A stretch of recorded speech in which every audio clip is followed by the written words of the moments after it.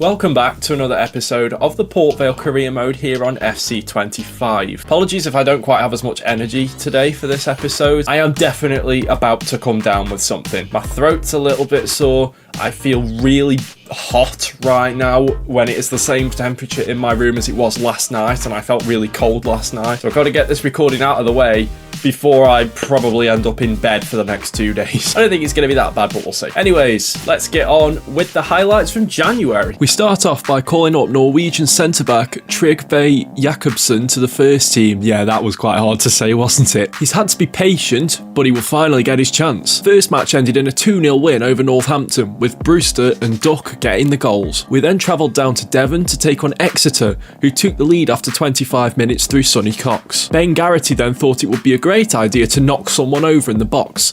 Nice one, Ben. Luckily, the penalty was one of the worst I've ever seen. We dug deep and got an equaliser midway through the second half, courtesy of Duck, and that was the last of the action. Considering our last game against Exeter was a complete mess, I'll take that. We then travelled not quite as far to Shrewsbury, and Lars Lucas May got his first goal for the club with a header from an Ethan Chislett corner. Not long after, that man Duck slotted home with a beautiful finish. No, this is not the clip of the first goal being played again. This really is a different goal. I promise. Then guess what? He only went and got a hat-trick. What an afternoon for him and for the team. Unfortunately, we ended the month with a 2-0 home defeat to Derby County and a 4-0 thumping away at Rotherham. Transfer time. Connor Hall has left the club, joining Pau in France for £270,000. This is the transfer that paved the way for Jakobsen to be called up to the first team. Another centre-back in the form of Nathan Smith also left, joining Turkish side Saykor Rizespor for £430,000. Before we go any further, let's see if we found any decent players from any of these countries. We might have done in Malta. Matthew Balzan is a centre attacking mid. I mean, we've got plenty of those already, but 49 to 69 overall, 63 to 85 potential, £925,000. Yes, sign him up. Luca Attard looks decent, but he's only 14 years old, so he's probably not going to make it into the first team. Oh, Jamaica's pulled out a couple of bangers here. Benjamin Anderson and Dwight Lewis, both with big potentials, big overalls. Although he's only worth 250, he's only worth 375, but we're going to call them both up anyway. And our brand new Scout? What the hell? Oh god, that sounds really bad. Our brand new scout, Arkady Kravchuk, has found us a decent goalkeeper from Ethiopia. Mustafa Abate, again, only 14 years old, but he can be used in the youth tournaments and grow pretty well. So I'm now going to just go through my youth squad real quick and either call up or release players and change roles and all that kind of stuff where necessary. So even though he's not got the greatest potential in the world, 68 to 76, I'm actually going to call Andres Sanchez up to the first team because he's 68 overall. I've got to take that. And same with Joaquin Hidalgo as well. If anything, I'm just going to make some money off of him. Lino Marcos, on the other hand, is going to get released. Only 76 potential, and he was only 15 and only 55 overall. I think Julian Abeledo's time is also up. Sanchez will be put to great use in the second team as a high overall defender, that is for sure. So, first match of this portion of the episode, we are playing Blackpool at home. I said in the last episode that I would play them when we play them at home. This is now that time. They're playing a 5-3-2 holding, and they're playing tiki-taka, which I hate at this point. They are below us in the table, though, and they have lost their last 3 games, so we have a bit more momentum than them. Gone for a complete change in midfielder. Oh my god, I can't speak today. Completely different change in the centre of midfield with Butler and Gray in there, and James Plant out on the right-hand side. Super Connor Ripley in goal. Port Vale against Blackpool. Also, I don't know if you guys might notice a difference in anything like that. Brand new webcam. Hello. Hopefully the quality's slightly better. I know it's quite dark in this room, so there might be a bit of, like, I guess, flickering, but there's not an awful lot I can do about that. I've messed around with the settings so much. I don't want my light being too bright. And then messing around with all the exposure settings and stuff, I just end up with the same outcome. If I have the light turned down and the exposure up, then there's flickering. If I have the light turned up and the exposure down, there's still flickering. So I can't really do an awful lot. And you probably won't notice a difference in this either, but I'm using a different capture card. I finally upgraded from my Elgato HD60S, which is the one I've used for the whole time I've used a capture card dock. Oh my god. So I've upgraded that as well. I don't know if the quality will be any better. I hope it is, or well, maybe not the quality, but at least the smoothness of it a bit, because I know sometimes, you know, the other one was sometimes a bit like that. And it's also plugged directly into my monitor as well now, which it wasn't before. Never really said this in a video before, but if you guys want to know what equipment or what software I use, it is in the about section on my channel. Oh, Peyton, that's a great ball to find Duck. That's a good save from Aaron Davies is in goal for Blackpool. That's our player. How has he ended up as Blackpool's first choice keeper? I mean, fair play, because that's only good for us. This is not good at all. It's Jake Beasley for Blackpool. May stops it. May stops it again. He's not getting that pass over. Hell no. Arthur Gray barely ever plays, and then when he does, he gets injured instantly. That's so frustrating. I mean, he'll probably be able to see out the match, but then he's probably got a broken toe. Rory Payton. Here we go. Out wide. Randall Williams. Get that cross in. It's absolutely beautiful. Duck, we're not playing rugby. Ball is very much round, my guy. It's going to be Duck on the free kick, and you know what's going to happen here. We're literally just going to rifle it as hard as we can at the goal, knuckle it, see what happens. That's a bloody good save from Aaron Davies. He's putting on a good what's the word? Putting on a good audition for us.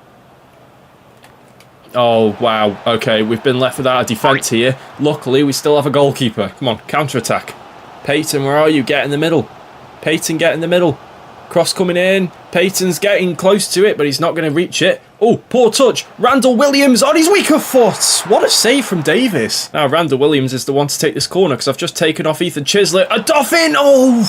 Well, there we go. That ends in a 0-0 draw, which I will take, I guess. Actually, no, I won't. They were very beatable opposition.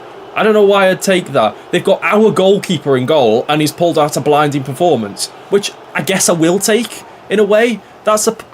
The only positive to come out of this is the fact that Blackpool didn't concede, and they have our goalkeeper in goal, so at least our goalkeeper didn't concede. I don't even know what I'm saying anymore. Oh, look who's up next. Fleetwood, bottom of the league, 24th place, 5-3-2 holding, kick and rush, which is, again, something we haven't seen very much of since we played, oh yeah, Fleetwood. We might need this to be a confidence booster once again. We have made changes galore for this game. A few of more people coming back into the team, like Garrity. And then we've got people like Ronan Curtis on the left-hand side. Jakobsen making his first start for the senior team. Fleetwood against Port Vale. One thing is for sure, they've got Mipa Wadabeko up front, and he's a former Vale player, so we all know what that means. It means that not Mipa Wadabeko, but Coughlin's going to score instead. Yeah, I teed that one up well for myself, didn't I? Right, let's not lose to the team at the bottom of the league, eh? Oh, Mipo's got past Jakobsen there. Jesus, Fernandez, pick it up. There we go. Do I try and cheekily put this near post? Go on, then. Why the hell not? It's probably going to hit the wall, isn't it? Oh, no. Oh, I don't know what happened there. The wall was in the way. Where the hell are our strikers at? There's one of them. Peyton's injured. That's not good. And Talai's missed that. Talai playing it to Peyton, who has lost a little bit of that pace. I don't know what the defender's just done there, though. Peyton! Are you kidding me? Speaking of Jacobs, here he is on the ball. Playing it to Peyton. Gets round Medley. Does really well. Forces a save by Lynch. Big tackle from Caleb Butler. Here we go now. Butler playing it into Talai. He's got a bit of space to run into here. Laurent Talai saved by Lynch. Why is Curtis taking this one? Let Jacobs have it. What the hell? I should have let Curtis take it. Here is Ronan Curtis. Oh, it's going to drop for a Dauphin. Saved by Lynch. Damn it, man. Of all the people you'd want it to drop to on the edge of the box, Hakeem Dauphin is not the one. Curtis going to whip it into the box. Talai does win the header, but that's it. That's the loss right there. We're going to lose to bottom of the league Fleetwood after smashing them. I can't even remember what it was last time. 4-0? 5-0? Unless we get the ball back like right now, we're not. It's a loss. It's a 1-0 loss away at Fleetwood. Oh, this episode's turned very quickly. It started off really well, but it's very quickly going downhill, and it just sums up our season.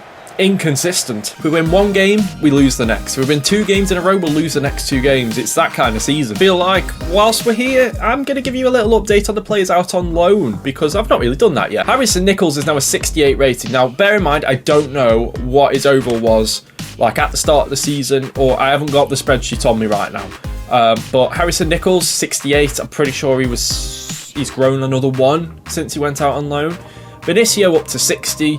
Robinson now at 64. Very, very good. Jack Shorrock's definitely gone up. He definitely was not 62. Michael Miller at 64 overall, by the way. That is really, really good. Aaron Davies is at 61. Andrew Brewer at 56. And Ben Lomax at 60 overall. Next up is Peterborough at home. I am going to simulate this one. They are sitting in 5th in the league, but I mean, we've just lost the bottom of the league, so what really does it matter if we're playing 5th in the league?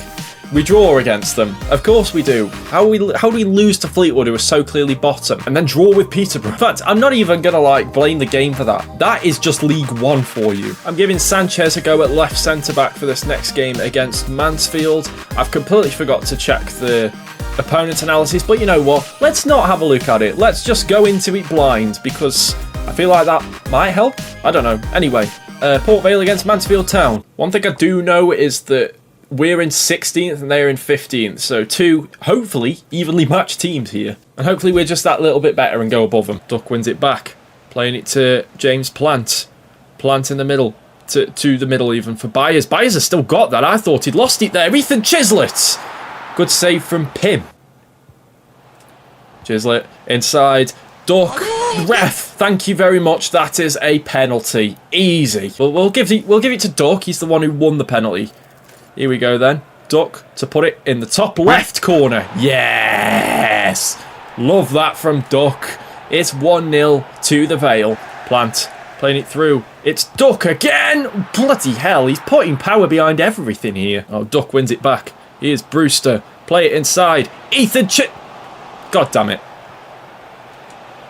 Oh my god, whoa, Lee Gregory there getting the shot off. Here's Gregory again, getting another shot away. Fernandez with the save. And now James Plant is full on injured. He's just run into someone. And that's probably his season over. I literally started to play him in more games. 1, to help his morale and make him not want to leave the club.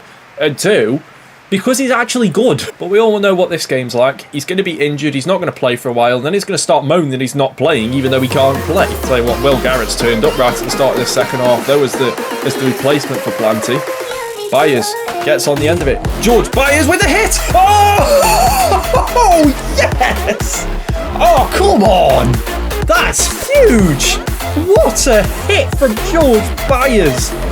I'll tell you what, him and Butler, they never play together, but my word, can they hit some absolute crackers. Butler has a really good game, gets in the team ahead of Byers. Byers comes back into the team to sort of, for the bit more of experience, and he's like, have some of that. Brewster over the top. It's, who is it? What do I mean, who is it? It's Duck, obviously. Randall Williams on the corner. Chislett's gone off now, but guess what? Same outcome. Hakeem Adoffin, header, 3-0. Shall he go for a long shot? Yeah, go on then. I'm just getting out all the long shots now. We're 3-0 up. We can do it. Jacobs twisting, turning, shooting. Oh my god. I thought Pim was just going to let that go in. What a great way to end the episode. A 3-0 win. After going seemingly downhill, look, we've won a game all of a sudden. Oh yes, Malta's brought back 2 beauties. Elias Bugeja, or Bugeja, Charlan Muscat, which is a great name. Both centre mids.